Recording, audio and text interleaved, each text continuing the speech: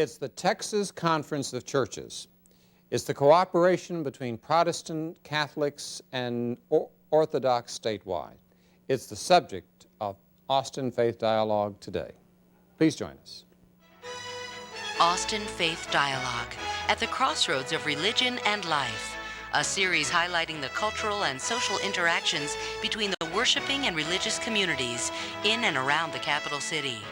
Austin Faith Dialogue is brought to you by the Austin Metropolitan Ministries in cooperation with KXAN. Join us now in Austin Faith Dialogue.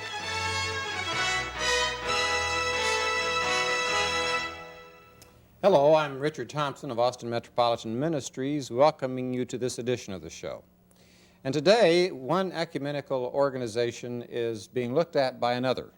AMM, as the local expression of that cooperation, is now in conversation with those who are doing this on a statewide basis.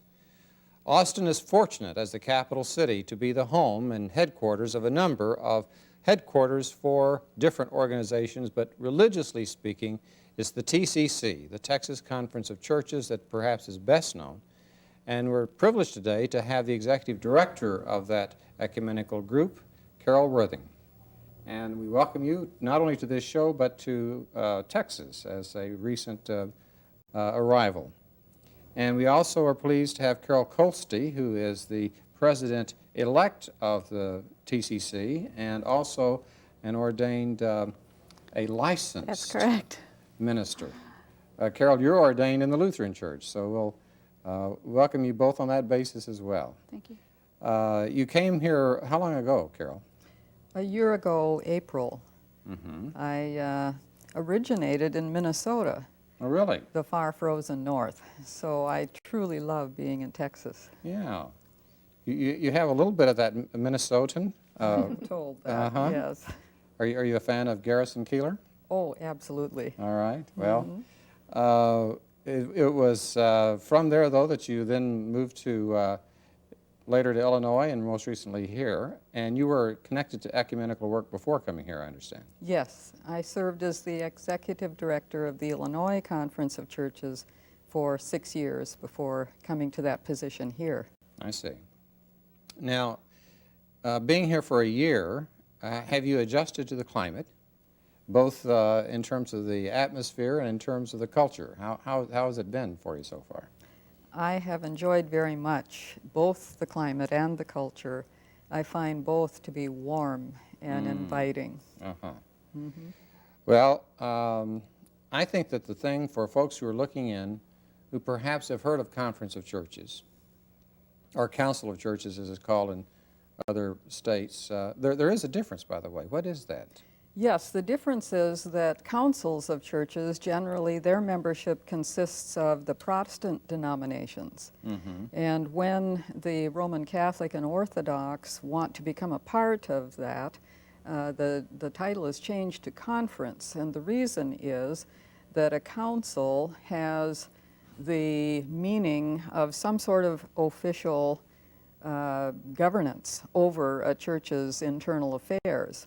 And of course, we do not have that kind of official governance over our member bodies. They have that official governance over us. And so in order for the Roman Catholic Diocese of Texas to come in, it was changed from the Council of Churches to the Conference of Churches in 1969. I see. All right. And that's been sort of the date that you are looking forward to in 1999 as the 30th anniversary of That's right. your organization. Now, Carol, you've been part of this for a while. Tell us a little bit about your history and the conference's history. Well, I was active in Church Women United in Texas starting in the mid-60s and saw the formation of the Texas Conference of Churches through that period. And then I was elected as a president of Texas Church Women United and was one of the first presidents of that movement to be concluded in the board of directors of the Texas Conference of Churches in 1977. Okay. Well, you've been But at it for a that's while. not all. Okay. I was elected then again later to be president of Texas Church Women United for a complete term, and in the early 90s I again served on the board of directors in that capacity. Okay, so but you've never been the president of the TCC before you'll take office. When will that be? The Assembly of 1999, I will be presiding over that. Okay, so you can lead in that 30th anniversary. I hope so. I think we're going to have a very good celebration in honor of that historical event. Well, you know, one of the things that I think, again, for folks who maybe are not familiar with what ecumenical cooperative work between religious bodies is, what would you miss if you didn't have it? Why, I could say, why do we have it? But I could also say, what would we really miss if it wasn't around? Well, each of the levels of ecumenism has its own profile and portfolio, so to speak. Austin Metropolitan Ministries, for example, works at the grassroots level. Right. And there are other organizations like it in the state, Greater Dallas Community of Churches, Interchurch Ministries of Houston, Tarrant Area Community Churches in Fort Worth. All right. And so most communities have that level of ecumenism where the pastors and the congregations are actively involved mainly in social ministry efforts together in the community. And they may have a Thanksgiving worship that happens each year, and perhaps even an Easter sunrise service that is shared. And so that is the Christian unity aspect at the local level. And then there are all the programs of social action, such as food pantry, care for the homeless, and all of these efforts. Right. At the state level of ecumenism, the membership consists of the mid-level judicatories of the denominations.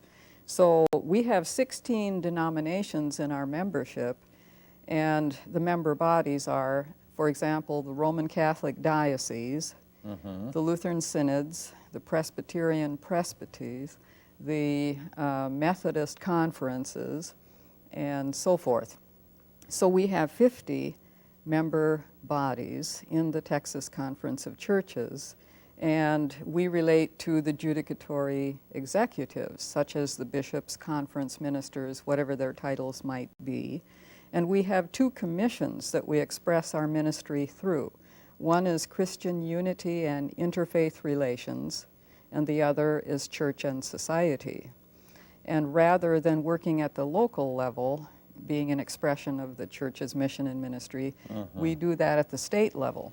So for example, we have a yearly assembly in February where we gather together delegates from all of the churches, and we seek inspiration together for what it is that the churches should be doing in the state of Texas as a response both to the need to build unity between us and the need to provide services.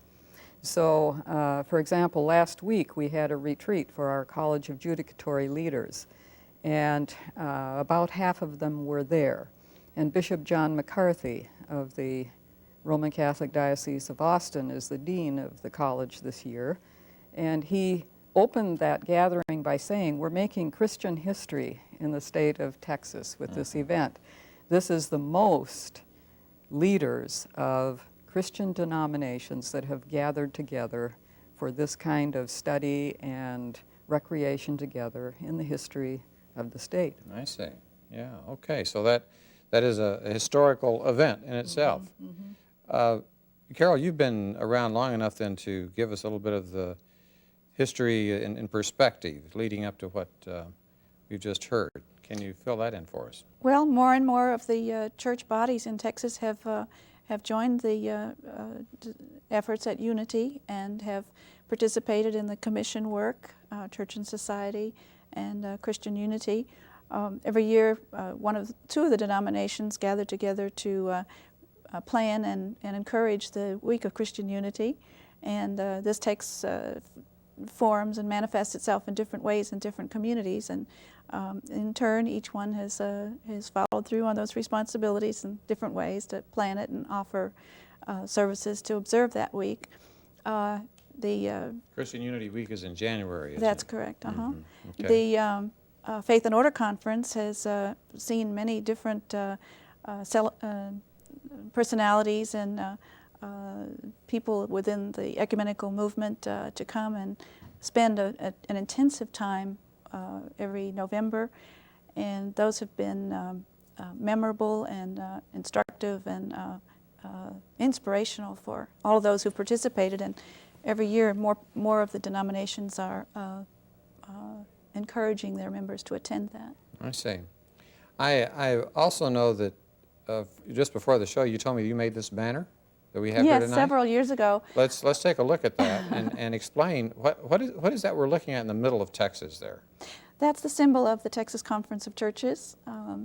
The banner itself was made for one of our assemblies, and we had a Hispanic theme, and the background piece is a serape from Mexico. And I was asked to do the theme banner, and You got a boat? that's what. Yes, that's kind of the symbol of the World Council of Churches, and showing that our interest in unity of the church on a worldwide basis. And what's that going across it there? Is that an anchor? Yeah, that's another Christian symbol that says that we're probably all in this boat together. And if we don't all pull on the oars, then we're not going to get very far. Yeah, I mean, isn't it also in, you got the anchor of faith as a The biblical symbol. anchor of unity and working together within our communities on our social action projects. All right. Well, you know, one of the things, Carol, I was just thinking about the fact that this is a Hispanic pattern in terms of the color and the background of that. And so, and she was referring to the World Council of Churches. You got the Texas Council, you got the National Council of Churches in America, then you got the World Council. So you're talking about layers of ecumenical cooperation that finally have a global expression. Yes. So you've got a little bit of an indication of that World Council there with that, the Ark, I guess. It's a familiar symbol. The World Council of Churches symbol is somewhat different than that one, but another way that this symbol expresses us is you can see in the cross and in the anchor the initials TCC as well. And so it's a design that tries to incorporate our local identity within that larger frame of reference for ecumenism. Each of those layers of ecumenism has a separate profile and portfolio and membership, and each are autonomous, fully autonomous. Yeah, it's not a hierarchy, it's just parallel structures. Right, Yeah. right. Okay, and you wouldn't have a banner with that color and pattern in Illinois. No. There is a difference of heading up the Texas Conference of Churches from the Illinois. Was that the Council of Churches there, I guess you said? Conference. It's conference also. The big difference between Texas and Illinois. Well, Illinois is a large state too, with at least 3 different regions and cultures and climates. But Texas is far bigger, and here we have 5 regions and cultures and climates. And yes, And I'm sorry to say we've only got about 5 seconds before we have to take a break here. So if you could just hold that for a moment. I will. We'll come back to it. But All I right. think that's an interesting comparison between the 2 states. It's an interesting comparison of this conference of this particular program about 2 conferences. So come back and join us in just a moment.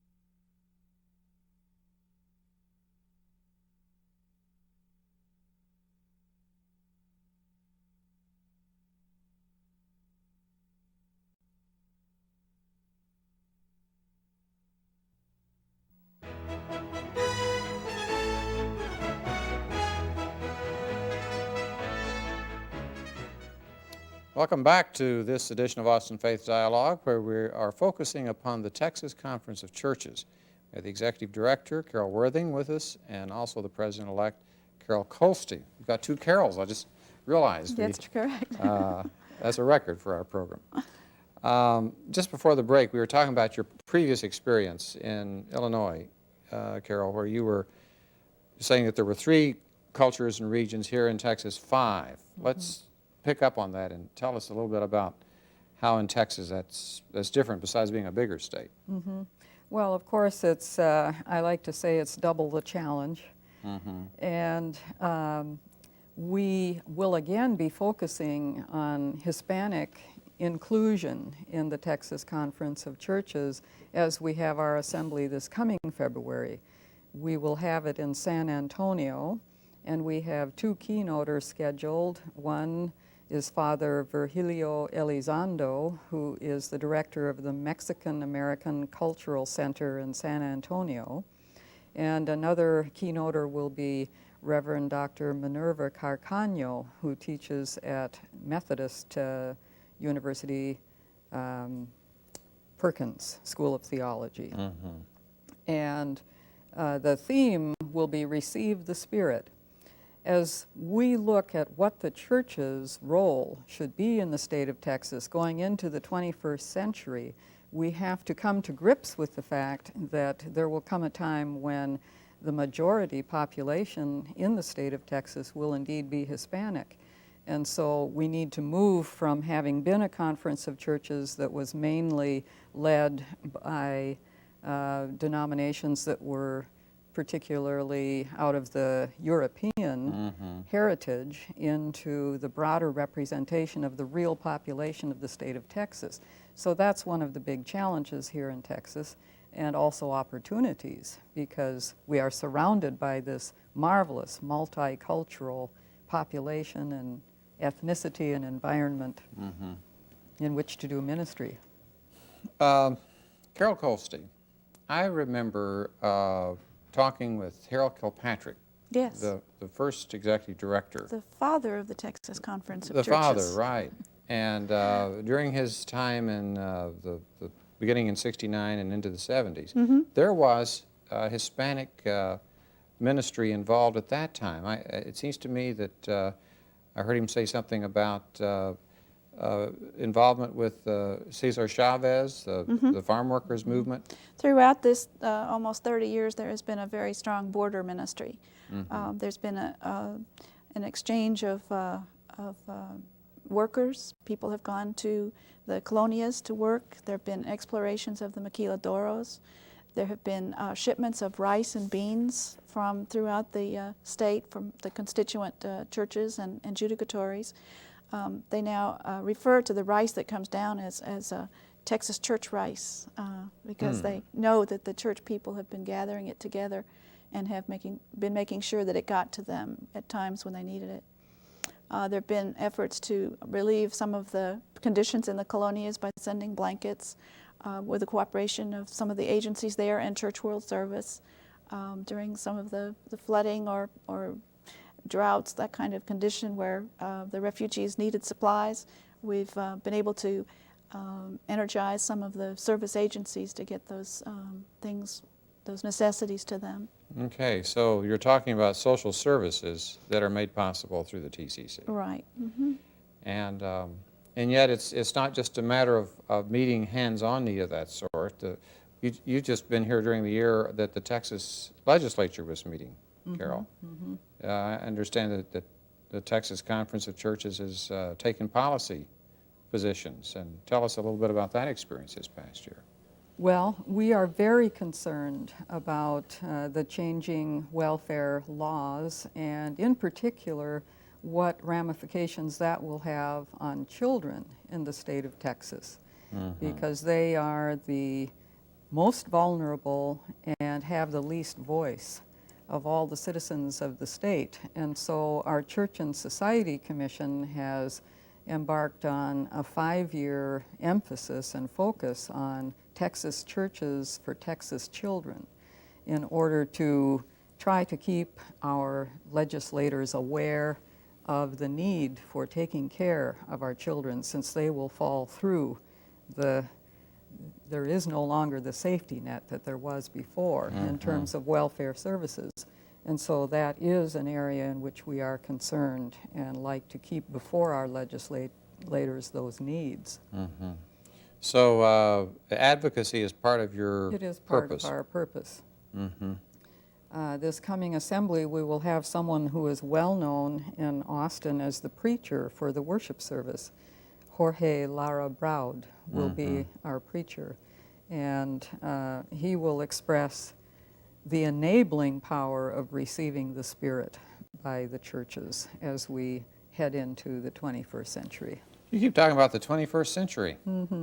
Forward-looking. Yeah, it's everybody's thinking about it, including how we're going to get our computers to, Yes, turn over in a way that doesn't throw everything into confusion. that's right. But it'd be interesting if you had any kind of a way of sensing the patterns of what the broad church as an ecumenical body can, be and do, looking, well, let's say not 100 years ahead. Let's say just 10 or 15 years ahead. We've been looking in the, let's say 30 years ahead, Okay. because Going that's into how our you're second 30 years. your second 30 Yes. years. So what would you like to see happen as a result of, or during that period of time? Well, since we're experimenting or going into a fairly new structural situation where the judicatory heads now have their college and are participating more and more into the life and work of the Texas Conference of Churches, I'd like to see more judicatory heads join the college. Okay, now I'm going to stop and define a little term. A judicatory head sounds like a judge. No, well, that's the head of the body of each denominational unit. Judicatory is a denominational Yeah, such body. as the, in our case of the disciples, it would be the area minister or the regional minister. The UCC would be the conference minister or the association So the coordinator. College of Judicatory Heads, is that like the College of Cardinals? Well, similar. In other words, it's a collegial sort of Yes. relationship. And they have a Yes. meeting once a year to set policy and to set their social service agenda and to see how they can assist in the purposes of the Texas Conference of Churches. Now that's, is that separate from your board of directors? That would include lay people? No, it is just the judicatory leaders themselves. And that's the retreat that I was mentioning earlier Okay. that we had last week, where half of our judicatory leaders were present. All right. And of course, we expect, it's an innovation in the Texas Conference of Churches. This was the third such retreat that we've had. And we expect that the attendance will grow, and we look to a time when we'll have all of our judicatory leaders present. Okay, well, let's hope that they can come together for the big celebration in 1999. That would be wonderful. But the Board of Directors is the body that carries through the business and the policies between assemblies and appoints the assembly committee so that they will carry through with that piece of the work. And that is composed of clergy and laity. Well, one of the things that, I'm familiar with something of what you folks have been up to and where you're going, but I do think that there is a little bit of an impression that you get with anything other than the local church or the local congregation as being far removed from where most people are. And what can you do? What have you done to help people in the pew that are focused on where it's at there, at the grassroots, Well, to see the vision and to feel identity with what is happening statewide? One Well, of the- there is one instrument that Carol is in charge of working on 4 times a year, and that is our tool for communicating Are the you showing us a work. newsletter here? I am. Well, just hold it there for a minute. Let's see if we can get just a little bit of a close of it. That's called the Texas Ecumenical Action. So that tells about your programs, and that can go to people in the pews, right?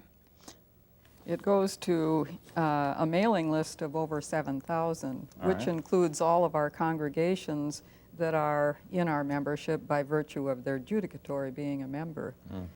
And this is how we share the story at the local level. All right. One of the most recent things that Carol was mentioning was the Texas Children, Texas Churches program. There are at least 5 we know of because they've responded to the commitment to children, a program by which churches are beginning to examine the way they relate to children in their communities. And the Texas Conference of Churches is providing a tool for examining this outreach in the community, and then they're going to give a certificate to whatever churches actually sign the commitment. And another program is the recognition of the Rural Minister of the Year. The congregations can... The rural minister? Yes. Okay. In the communities of 10,000 or less, the churches can nominate their ministers if they think that these pastors deserve to be considered as a Rural Minister of the Year. I And see. they are then to be awarded at the Assembly in February. Does that mean you have a particular emphasis and interest in rural ministry? That's one aspect of the work of the Texas Conference of Churches, to be sure. And you were asking how you can get everybody involved. Well, people in the rural churches and in the more urban or high steeple churches are all involved in one way Yeah. or another. What about an urban minister of the year or a suburban minister of the Well, year? this grew out of the Rural Social Science Education Program at A&M, so at the moment we're highlighting the Rural Ministers of the Year. What's that at A&M again? Rural Social Science Education Program. You're connecting to that.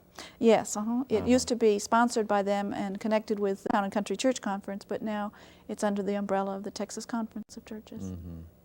You said you found a warm welcome here, Yes. Carol Worthing. I mean, how did you survive this summer, for heaven's sakes? Well, in Illinois, the temperatures are about the same Uh-huh. in the summer, and so that's not really a problem. What I truly loved was the winter, Uh-huh. best winter of my life. Really? Yes. Immediately, coming here about a year ago, you began to experience that in the fall of '96, right? Yes.